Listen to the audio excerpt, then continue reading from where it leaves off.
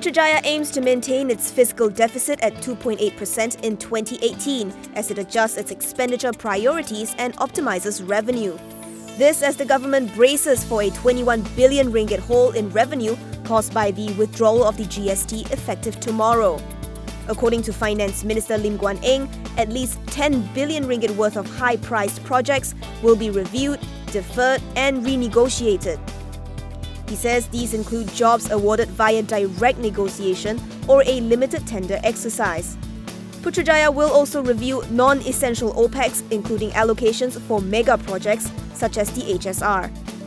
It also hopes to pad its coffers with 5.4 billion ringgit in oil-related revenue.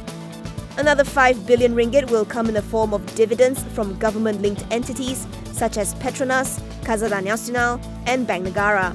The SST, due to be introduced on September 1st, will add an additional 4 billion ringgit.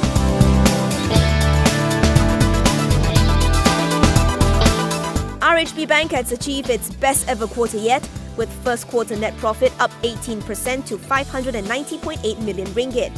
This was thanks to higher net fund base and non-fund based income and lower allowance for expected credit losses.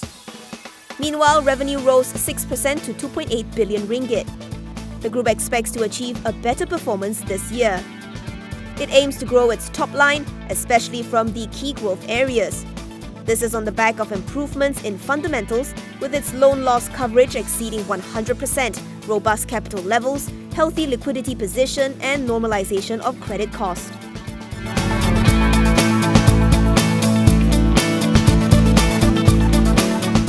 Bank's fourth quarter net profit fell 25% to 253.4 million ringgit as the financial services provider's operating expenses rose. Revenue, however, inched up by 3% year-on-year to 2.2 billion ringgit. Meanwhile, income reached 1.1 billion ringgit, the highest recorded since fourth quarter FY15. It declared a dividend of 10 cents a share. Group CEO Dato' Sulaiman Muhammad Tahir says income growth was mainly driven by net interest income and higher interest income from fixed income securities. Going forward, Bank says it remains committed to its aspiration to be a top 4 bank in Malaysia.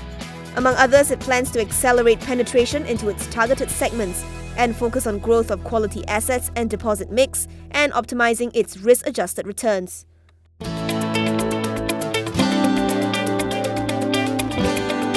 Sime Darby Plantations' third quarter earnings fell 39% to 249 million ringgit on lower fresh fruit bunches production. Net profit was also dragged down by lower realized average prices of crude palm oil and palm kernel. Revenue contracted to 3.66 billion ringgit, down 16% from last year. It told Bursa, barring any extreme weather abnormalities, the group expects the full-year FFB production to improve as the El Niño effect tapers off. While this would further put downward pressure on CPO prices, it is counting on the upcoming festive season and possible tariffs by China on soybean imports from the US to lend support to palm oil demand.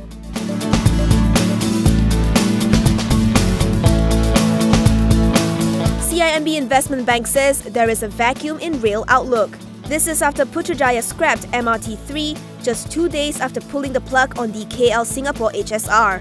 According to CIMB, up to 100.1 billion ringgit worth of rail contracts have vanished following the move. The effects are being felt from contractors to building material providers. CIMB says the hardest hit would be firms with speciality in carrying out rail-related jobs, such as Gamuda, MMC Corp, George Kent. WCT, MRCB, Sunway Construction Group, Gabungan AQRS, Lafarge and Kim Lun Corp will similarly not be spared. The research house remains underweight on the sector. It believes any upcoming big-ticket rail projects, including the Germas JB project and the ECRL, are now at risk of deferment, renegotiation or outright cancellation.